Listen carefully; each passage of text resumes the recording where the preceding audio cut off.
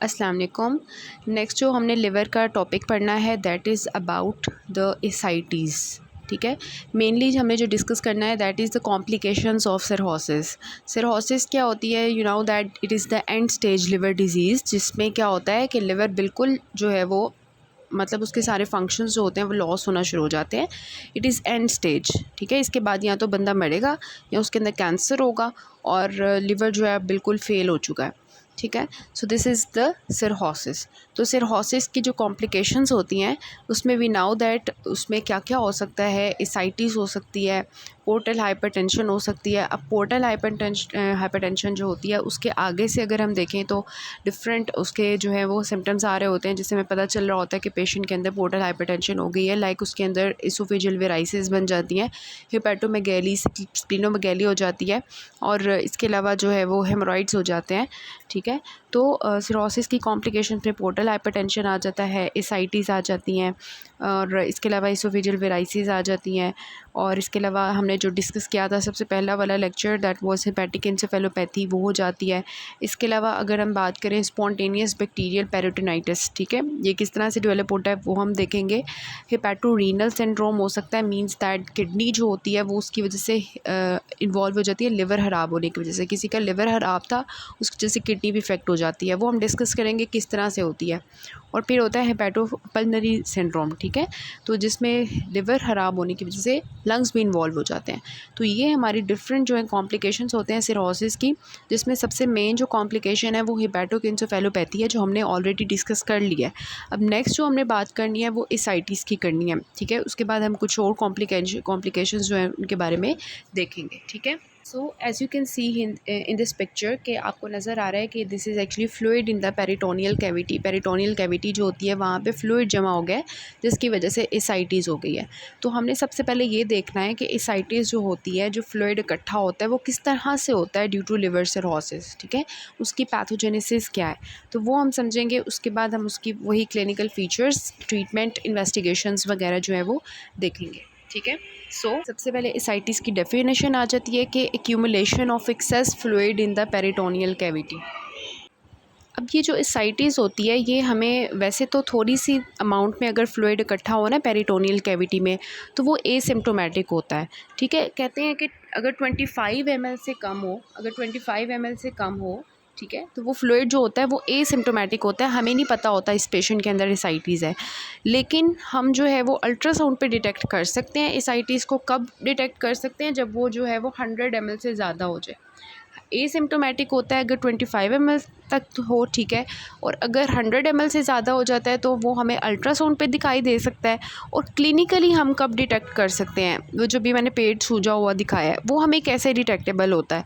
वो तब होता है जब वो एटलीस्ट 1 लीटर से ज़्यादा हो जाए। ठीक है, तो 1 लीटर से ज़्यादा होगा फिर ही हमें क्लिनिकली डिटेक्ट होगा कि ये पेशेंट जो है इसके अंदर एसाइटिस डेवलप हो गई है। ठीक है, तो ये डिफरेंट होता है कि ये नहीं है कि थोड़ा सा फ्लूइड इकट्ठा हो जाए तो हम उसको एसाइटिस लेबल कर देंगे। ठीक है, दैट इज़ कि हमें कब दिखाई दे रहा है।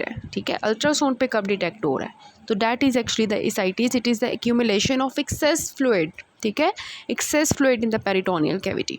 तो अब हमने डिस्कस करनी है इसकी पैथोजेनेसिस। अब पैथोजेनेसिस में जो मैंने आपको मेन बताया है लिवर।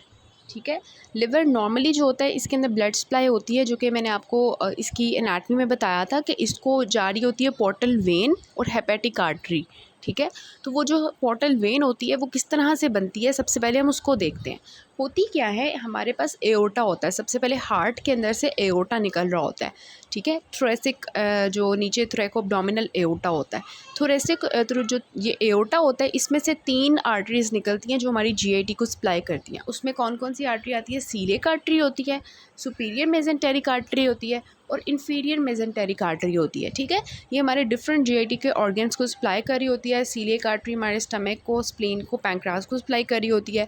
सुपीरियर मेजेंटेरिक जो होती है वो पैंक्रियास, स्मॉल इंटेस्टाइन और कोलोन को सप्लाई कर रही होती है। और इन्फीरियर मेजेंटेरिक आर्टरी नीचे वाले कोलोन को, जो नेक्स्ट पार्ट होता है उसको सप्लाई कर रही होती है।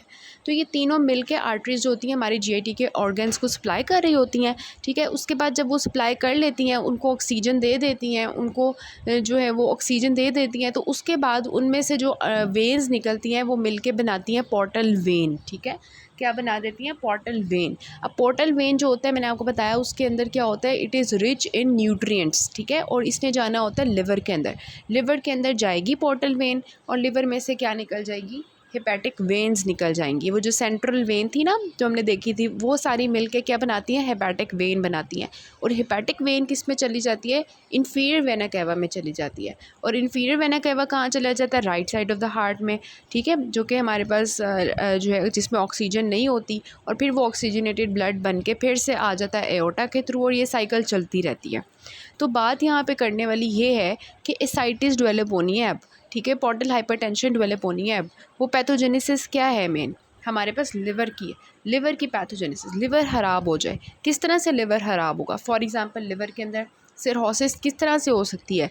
Viral hepatitis. और हेपेटाइटिस में कौन सी दो चीज़ें हैं जो कि कौन से हेपेटाइटिस हैं जो सिरहोसिस कॉज करवाते हैं? Hepatitis B, hepatitis C, alcoholic hepatitic disease, ठीक है। फिर हेपेटाइटिस में ऑटो इम्यून हेपेटाइटिस, फिर मेटाबॉलिक में haemochromatosis, Wilson's disease, alpha 1 antitrypsin deficiency. इसके अलावा प्राइमरी बिलियरी सिरहोसिस, ये सब मिल के जो है ये जो सारे होते हैं कॉजेज़, ये सब क्या करते हैं? लिवर सिरहोसिस कॉज कर देते हैं। अब खुद सोचें अगर लिवर सिरहोसिस हो गई है, लिवर जो है वो ख़राब हो चुका है, उसका सारा आर्किटेक्चर ख़राब हो चुका है जो हमने नॉर्मल डिस्कस किया था, तो क्या होगा कि ये जो पोर्टल वेन होगी ना ये ऑब्स्ट्रक्ट हो जाएगी, ठीक है। इसकी जो है ना इसके अंदर जो नॉर्मल न्यूट्रिएंट्स आ रहे थे लिवर के अंदर वो अब नहीं आएंगे, ठीक है। जिसकी वजह से सारा जो ब्लड होगा, सारा नहीं तकरीबन सारा ब्लड जो होगा वो लिवर के अंदर जाने की बजाय पीछे आना शुरू हो जाएगा, ठीक है। पोर्टल वेन में वापस बैक फ्लो करना शुरू कर जाएगा, और ये जो वेन्स होंगी पोर्टल वेन, ठीक है, ये पीछे सारी जाके डायलेट हो जाएंगी, ठीक है।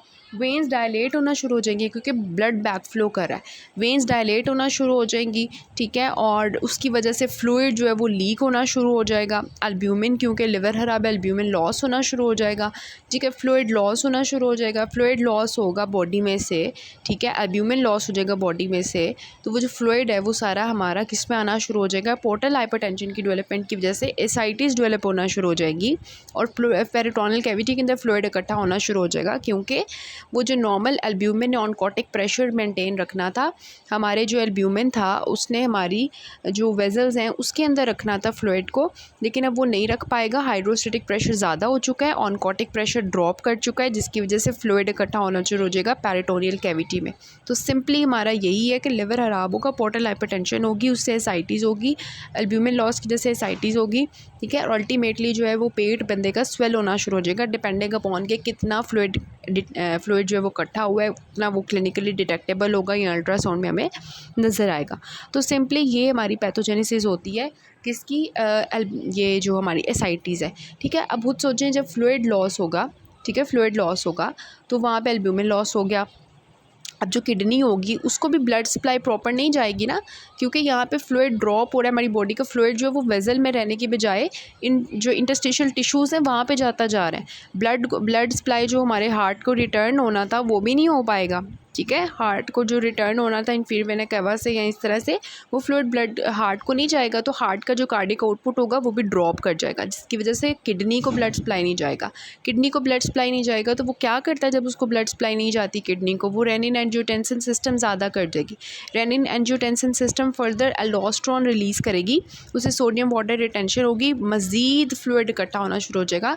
सो ये हमारी एक साइकिल चलनी शुरू हो जाएगी, जिसमें हमारा लिवर भी ख़राब होना शुरू हो गया है, किडनी भी ख़राब होना शुरू हो गई है, रेनिन वो जो सिस्टम है अपना एक्टिवेट करके रेनिन वाला, ठीक है। सो ये थोड़े से एक पैथोजेनेसिस थी जो आपके माइंड में होनी चाहिए।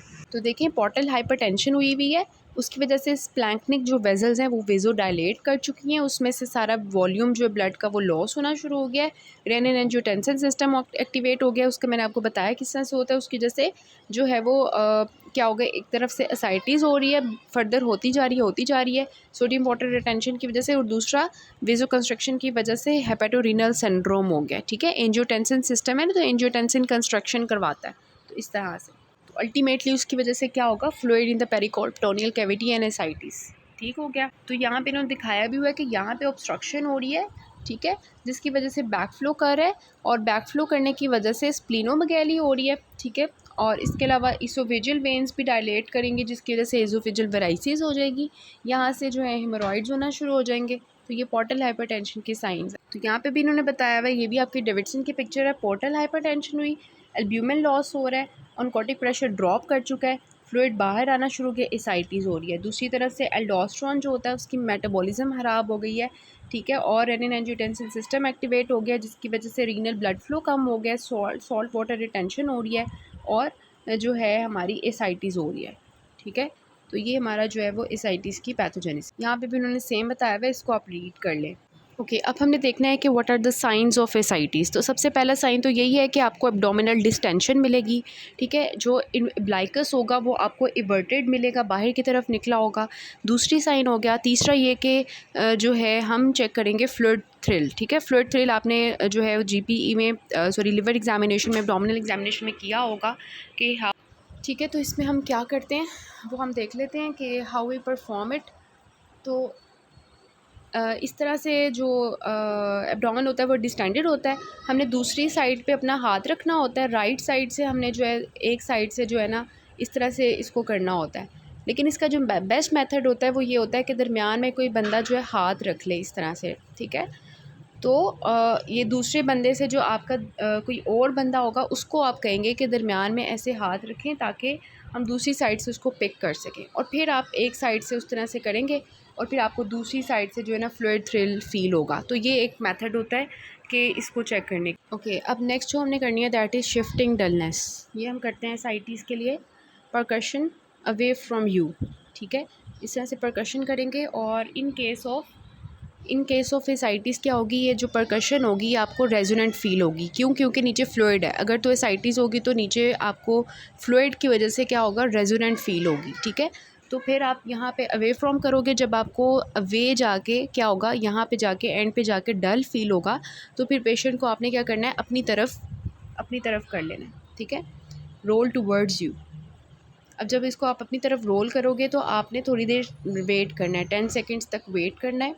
10 to 15 सेकेंड्स तक वेट करने के बाद वो जो पॉइंट आपने रखा हुआ है जहाँ पे आपको डल फील हुआ था वहाँ से दोबारा से परकस करना शुरू करना है।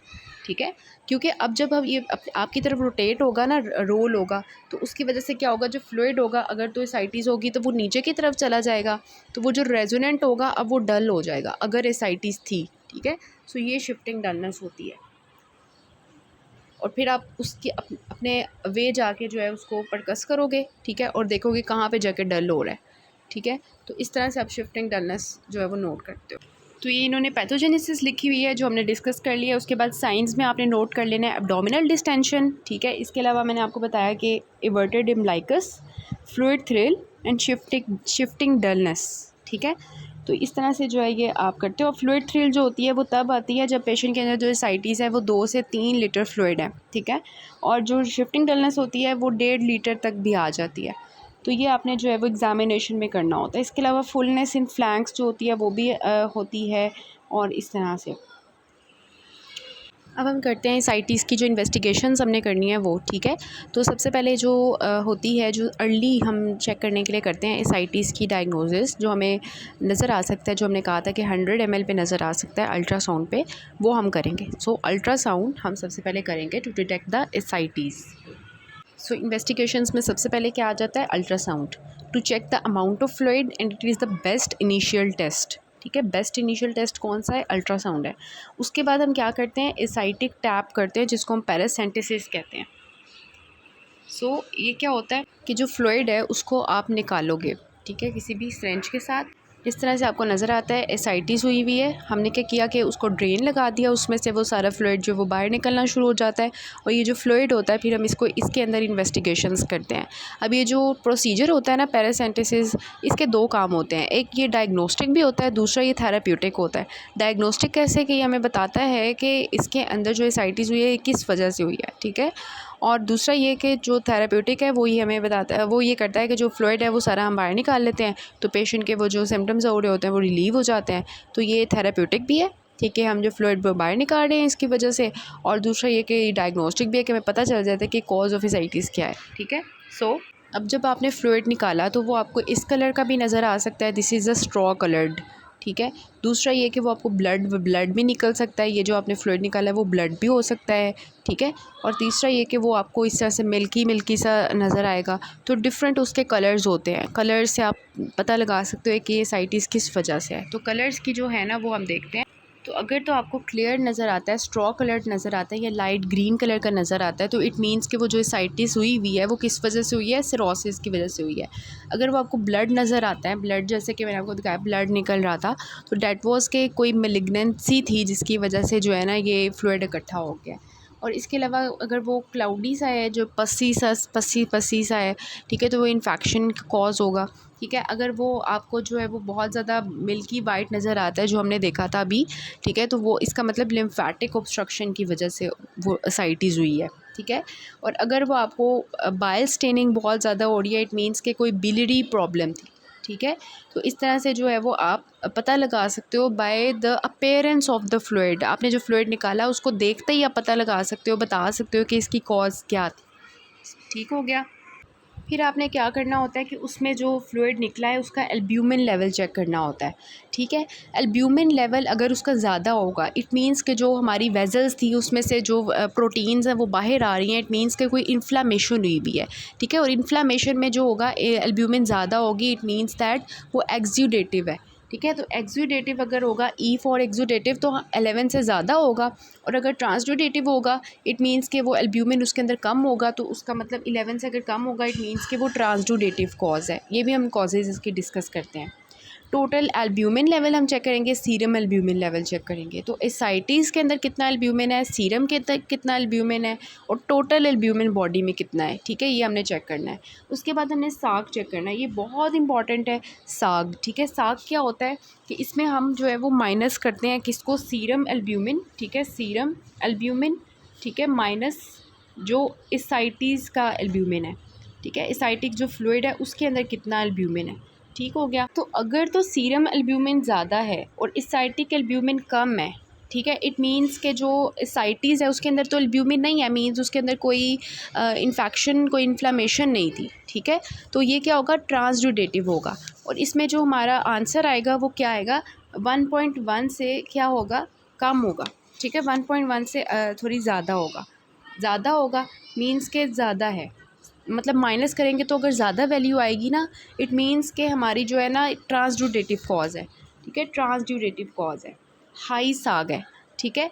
और अगर ये ऑपोजिट हो जाए कि सीरम एल्ब्यूमिन जो है वो कम है और एसाइटिक एल्ब्यूमिन ज़्यादा है, इट मीन्स के जो एसाइटीज़ है उसके अंदर जो इन्फ्लामेशन की वजह से कुछ हुआ है, इट मीन्स के एक्सुडेटिव कॉज है, ठीक है। तो एक्सुडेटिव में जो साग वैल्यू होगी वो कम हो जाएगी ऑब्वियसली। जब ये हमारी कम होगी और कम को हमने माइनस करना है ज़्यादा से, तो जो हमारी वैल्यू आएगी वो 1.1 से कम आएगी, ठीक है।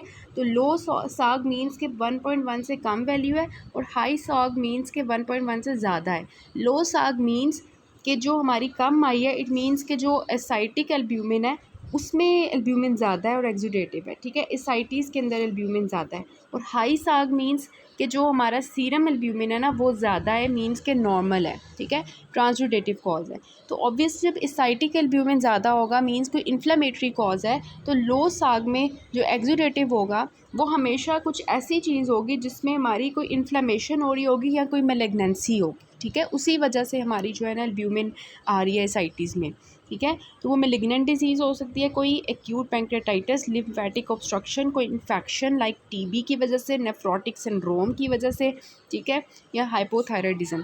तो ये डिफरेंट कॉजेज़ हैं किसके, ट्रांसड्यूडेटिव के, ठीक है।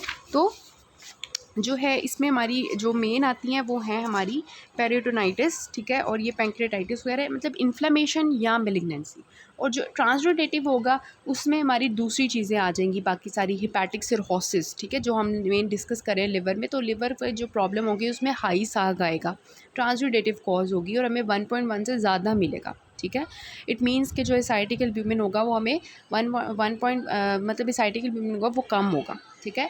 तो cardiac failure, hepatic cirrhosis, protein losing enteropathy, malnutrition, Budd Chiari syndrome, ठीक है, और ये सब कुछ जो है ना कंस्ट्रक्टिव पेरिकार्डाइटिस, ये सारी हमारी जो है दूसरी साइड पे आ जाती हैं, ठीक हो गया। यहाँ पे भी ये लिखा हुआ है कि साग जो है अगर 1.1 से ज़्यादा होगा तो वो हमारा ट्रांसुडेटिव होगा, और 1.1 से कम होगा तो एक्सुडेटिव होगा, और जो ट्रांसुडेटिव होगा वो पोर्टल हाइपरटेंशन है, ठीक है। और ये हमारा जो है वो आ जाएगा। ट्रांसुडेटिव में पोर्टल हाइपरटेंशन मीन्स लिवर की कोई कॉज है, और एक्सुडेटिव में बाकी सारी इन्फ्लेमेशन में लिग्नेंसी आ जाएंगी, ठीक हो गया। उसके बाद अगर तो हमें साइटिक फ्लूइड के अंदर हमने एमएलआईज करवाया और वो 1000 से ज़्यादा मिल रहा है, ठीक है, इंटरनेशनल यूनिट्स पर लीटर से ज़्यादा मिल रहा है, इट मीन्स कि कोई पैंक्रियाटिक कॉज है। जैसे अभी हमने देखा कि पैंक्रियाटाइटिस, इसमें हमें जो है पैंक्रियाटाइटिस के केस में साग वैल्यू कम मिलेगी, ठीक है, और दूसरा उसको जो है वो एमएलआई ज़्यादा मिलेगा। फिर अगर ग्लूकोज कम मिलेगा तो इट मीन्स क्योंकि टीबी या मेलिग्नेंसी है, और टीबी मेलिग्नेंसी का ऑलरेडी हम डिस्कस कर चुके हैं कि उसमें इन्फ्लेमेटरी कॉज होगी, एक्सुडेटिव कॉज होगी, और उसमें जो है हमारा साग वैल्यू जो होगी वो कम होगी, ठीक है। और अगर हमें ल्यूकोसाइड ज़्यादा मिल रहे हैं 250 इंटू 10⁻6 पर लीटर, तो उसमें हमारा स्पॉन्टेनियस बैक्टीरियल पेरिटोनाइटिस आ जाएगा। और अगर हमें टैग्स वैल्यू ज़्यादा मिल रही हैं, ठीक है, इट मीन्स कि कोई टैग ज़्यादा मिल रहे हैं, मीन्स कि आपको कोई वहाँ पे कोलेकाइलस है, लिम्फेटिक ऑब्स्ट्रक्शन है, और लिम्फेटिक ऑब्स्ट्रक्शन का एक हमें और भी देख लिया कि मिल्की सा होता है, ठीक है। और हमने साइटोलॉजी काउंट करवाना है, मेलिग्नेंट सेल्स का काउंट करवाना है अगर हमें शक है कि वो मेलिग्नेंसी है, ठीक है, जिसमें मेलिग्नेंसी में हमने देखा कि लो साग होता है, ठीक हो गया। और माइक्रोस्कोपी और कल्चर करवा लेंगे अगर हमें कोई बैक्टीरिया वगैरह मिल रहे हैं। और फिर हम क्या करवा सकते हैं, प्लेन एब्डोमिनल और चेस्ट एक्सरे करवाते हैं, क्योंकि जब फ्लूइड बॉडी में इकट्ठा हो रहा है तो उसकी वजह से जो है वो रीनल जब खराब हो जाएगा तो बॉडी के दूसरे हिस्सों में भी फ्लूइड इकट्ठा होना शुरू हो जाएगा, तो प्लूरल इफ्यूजन, ठीक है, प्लूरल जो है वो इफ्यूजन हो सकती है, तो हमें इस वजह से चेस्ट एक्सरे भी करवाना होता है एब्डोमिनल अल्ट्रासाउंड के साथ। और अगर कोई हमें लग रहा है क्योंकि पेरिटोनियल डिजीज़ है तो हम लेप्रोस्कोपी करेंगे उसको डिटेक्ट करने के। इसके अलावा हम सीबीसी करवा लेंगे, सीबीसी हम करवाएंगे न्यूट्रोफिल काउंट चेक करने के लिए कोई अगर इन्फेक्शन है, ठीक है। और इसके अलावा urine and stool examination for the infection rule out करने के लिए, ठीक हो गया। तो ये था कि हम जो इन्वेस्टिगेशंस कौन सी करते हैं, ये डेविडसन के टेबल पे भी लिखा हुआ है कि हम टोटल एल्ब्यूमिन, सीरम एल्ब्यूमिन और एमाइलेज हमने बताया पेंक्रियाज को रूल आउट करेगा, न्यूट्रोफिल काउंट इन्फेक्शन को करेगा, साइटोलॉजी मेलिग्नेंसी को करेगा, माइक्रोस्कोपी इन कल्चर जो है वो हम करवाएंगे। अब नेक्स्ट पार्ट से जो हम बाकी करते हैं।